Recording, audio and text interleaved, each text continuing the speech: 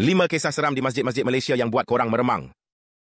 Nombor 5, Masjid Kampung Tanjung, Kuala Perlis. Masjid ni dikatakan sering kedengaran suara azan misteri pada waktu tengah malam, walaupun tiada sesiapa di situ. Penduduk kampung pernah melihat bayangan imam tanpa kepala sedang mengimamkan solat.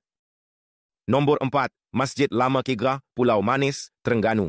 Dibina pada abad ke-19, masjid ni terkenal dengan kisah penampakan wanita berpakaian putih yang sering muncul di kawasan kubur lama berhampiran masjid.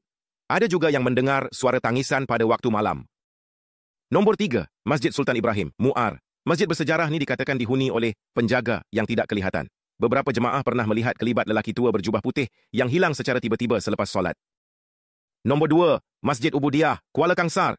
Masjid indah ni menyimpan kisah seram tentang suara misteri membaca Al-Quran pada waktu malam tanpa henti.